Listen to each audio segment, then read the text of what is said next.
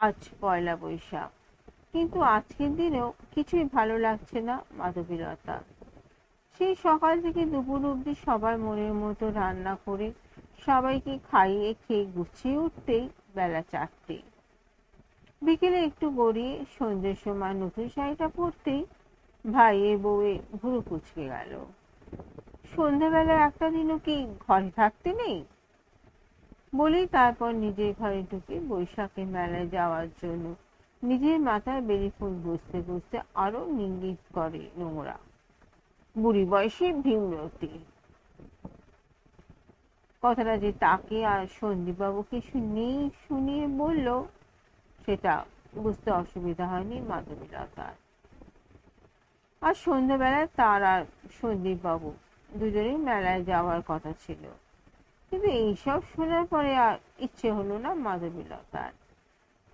ভিতরে ভিতরে সংকুচিত হয়ে উঠে শাড়িটা খুলে ভাঁজ করে রাখলো জানার পাশে। বুকের ভিতরে জমে থাকা একটা কষ্ট যেন ঠেলে বেরিয়ে আসতে চাইছে তার। সারা জীবন সবার মন জুগিয়ে চলতে চলতে তার পরিশ্রম দায়িত্ব দিন দিন যেন কমার বদলে বেড়েই চলেছে। সাপের মতন বেদ দিয়ে তার জীবনকে জড়িয়ে উঠেছে যেন। বয়স 48 শেষ সীমায় পৌঁছেছে। কতবার ভাবে এই বুঝি দায়িত্ব শেষ হবে। মাঝে মাঝে তার মন যেন বিদ্রোহী হয়ে ওঠে। মনে হয়, কেন ভাইয়ের সংসারে এদের জন্য এত করেও সে এমন ভয় ভয় চলে সব সময়। চোখটা জ্বালা জ্বালা করে ওঠে তার। বাবা মারা গেছে সেই ছোটবেলায়। অনেক কষ্ট করে পড়াশোনা শেষে লাইব্রেরিয়ান কোর্স করার পরে এই চাকরিকে আঁকড়ে ধরেছিল প্রাণপণে। নিজে সারা জীবন বিয়ে করলো না, ইচ্ছে থাকলেও উপায় ছিল না তার। নিজের অসুস্থ মায়ের দেখাশোনা, তারপর নিজের 2 ভাই বোনকে দাঁড় করাতে হিমশিম খেয়েছে সে। কিন্তু তারও একটা আলাদা জীবন ছিল তো। সেই একাদশ শ্রেণী পড়ার সময় থেকে নিজের পছন্দের মানুষও একজন ছিল তার। কিন্তু সেও মাধবীলতার জন্য অপেক্ষা করতে করতে শেষে ক্লান্ত হয়ে নিজে অন্যত্র ঘর বেঁধেছে। কম কষ্ট তো সেদিন হয়নি মাধবীলতার। ঘর বাঁধার স্বপ্ন সেই দিনই শেষ হয়েছিল তার। তবুও মনের কষ্ট চোখের জল লুকিয়ে নিজের সংসার করার স্বপ্ন জলাঞ্জলি দিয়ে কর্তব্য করে চলেছে সারাটা জীবন। ভাই বোনদের প্রতিষ্ঠিত করে তাদের সংসার গুছিয়ে চলেছে আজও। ভেবেছিল এবারে মুক্তি মিলবে কিছুটা, কিন্তু উল্টে ভাই বোনের বিয়ে দিয়েও যেন দায়িত্ব তার আরো বেড়ে গেছে। তাদের সন্তানদের দেখাশোনা করার দায়িত্ব এখন তার উপরে অনেকটা বর্তায়। কারণ সে নাকি সব থেকে ছাড়া হাত পা। তাই লাইব্রেরি থেকে ফিরলে তার উপরই বাচ্চাদের দেখাশোনা করার দায়িত্ব। ভাইয়ের বউরা তখন সিরিয়ালে ব্যস্ত। তারপরে সে একা মানুষ, চাকরি করে বলে অঢেল টাকাও তার। তাই আত্মীয় স্বজন ঠাড়ে ঠোরে নিজেদের সংসারে টানাটানি খবর তার কাছেই ইনিয়ে বিনিয়ে উপস্থাপন করে। হাত ভরে দিতে পারলে ভালো, নইলে মুখ ভার। কেউ কেউ মুখের ওপরে মুখ বেঁকিয়ে বলে, চাকরি করেও মোটে এইটুকু। কেউ কেউ পেছনে এই কটূক্তি পর্যন্ত করে, চিতায় উঠলে সব সঙ্গে নেবে মনে হয়। ভীষণ খারাপ লাগায় মন ভরে যায় মাধবীলতার। সবার জন্য সারা জীবন ধরে এত করেও কারোর মন সে পায় না কেন। মাঝে মাঝে তার মন বিদ্রোহ করে ওঠে, কবে সে নিজের জন্য সময় পাবে, একটু নিজের ভালো লাগাগুলো একটু উপভোগ করবে। আসলে এতদিন পরে এখন বোঝে সে, যে মানুষ অন্যদেরকে না চাইতেই অনেকটা দেয়, তার কদর কেউ করে না। তার জন্য তার এই দেওয়াটাই কর্তব্য মনে করে সবাই। তাই প্রত্যেকে নিজের স্বার্থের জন্য ওকে ব্যবহার করে। মাধবীলতা বুঝতে পারে, কিন্তু কিছু বলতে পারে না। এই মানসিক কষ্টটা যেন কুড়ে কুড়ে খায় তাকে। এত বড় সংসারের মধ্যে থেকেও নিজেকে মাঝে মাঝে বড্ড একা মনে হয় এইসব ভাবলে। তাহলে নিঃস্বার্থভাবে ভালোবাসা কেউ নেই কি তার জীবনে? কিন্তু আজকাল ভালোবাসার কথা ভাবলেই একজনের মুখ ভেসে ওঠে মাধবীলতার, সন্দীপবাবু। এই 1 বছরে সন্দীপবাবু তার জীবনে অনেকখানি দখল করে নিয়েছে যেন। ওনাকে ইদানিং মনের কথার ভালো মন্দ অনেকটাই প্রকাশ করে ফেলে সে। লাইব্রেরি থেকে আগের মতো কর্তব্যের টানে তাড়াতাড়ি বাড়ি ফিরতে মন চায় না তার। কাজ শেষে একটু একান্তে গঙ্গার ধারে সেই অশ্বত্থ গাছের তলায় দুজনে বসে সময় কাটায়। যেন এইটুকু সময় তারা খুঁজে পায় নিজেদের। দুজনেই দুজনের জীবনে একাকিত্বর মধ্যে মিল খুঁজে পেয়ে একে অপরের পরিপূরক ভাবতে শুরু করেছে আজকাল। এই ভালো লাগার সময়টুকু যেন দ্রুত পেরিয়ে যায়। আবার আগামীকাল দেখা হবে প্রতিশ্রুতিতে বাড়ি ফিরে আসে মাধবীলতা। অনেক বছর পরে অন্যরকম অনুভূতিতে ভরে থাকে সে। বছর দেড়েক আগে সন্দীপবাবু লাইব্রেরিতে প্রথম আসেন। বিভিন্ন বইয়ের বিষয় খোঁজ নিতে গিয়ে মাধবীলতার সাথে একটা ভালো সম্পর্ক গড়ে ওঠে তার। আস্তে আস্তে গল্প করতে গিয়ে মাধবীলতা জেনেছে মানুষটার একাকিত্বের গল্প। বছর 7 আগে একমাত্র মা মরা কলেজে পড়া মেয়ে হঠাৎ জন্ডিসে মারা যায়। তারপর উনি ফোর্সের চাকরি থেকে স্বেচ্ছা অবসর নিয়েছিলেন। স্বাভাবিকভাবে ভেঙে পড়েছিলেন ভীষণ রকম। মেয়ের স্মৃতি তাকে সবসময় তাড়িয়ে বেড়াতো বলে ডাক্তারের পরামর্শে সেই বাড়ি বিক্রি করে এখানে এই মফস্বলে নদীর ধারে ঘর ভাড়া নিয়ে থাকতে শুরু করে। মাধবীলতা একদিন জিজ্ঞাসা করেছিল, কিভাবে একা একা মন খারাপের সময় নিজেকে সামলান আপনি? সন্দীপবাবু মৃদু হেসে বলেছিলেন, যখন খুব মন খারাপ হয় তখনই লাইব্রেরিতে গিয়ে তোমাকে দেখি, উদ্বুদ্ধ হই। আমি তো সব পেয়ে হারিয়েছি, তুমি তো কিছু না পেয়েও হারিয়েছ নিজেকে। তবু কত হাসি খুশি সব সময়। তারপরে একটু ঝুঁকে মাধবীলতার কানের কাছে মুখ নিয়ে এসে বলেছিল, তোমার টানেই কিন্তু আমার লাইব্রেরিতে রোজ আসা। লজ্জায় লাল হয়েছিল মাধবীলতা। বাড়ি ফিরে সেদিন আয়নার সামনে অনেকক্ষণ বসে নিজের মাথায় কাঁচা পাকা চুলে হাত বুলিয়েছিল। কপালের ভাঁজের সাথে চোখের তলায় কালি স্পষ্ট। তবুও এইভাবে কেউ বলতে পারে তাকে দেখে? অবাক হয়েছিল মাধবীলতা। তারপরে আরো অবাক হয়েছিল যখন দুজনের ঘর বাঁধার স্বপ্নের কথা জিজ্ঞেস করেছিল। মাধবীলতা আজও উত্তর দিতে পারেনি। সন্দীপবাবু যদিও তারা নেই কোনো, ভেবে বলতে বলেছে তাকে, কিন্তু মাধবীলতা আজও বুঝতে পারে না কি করা উচিত তার।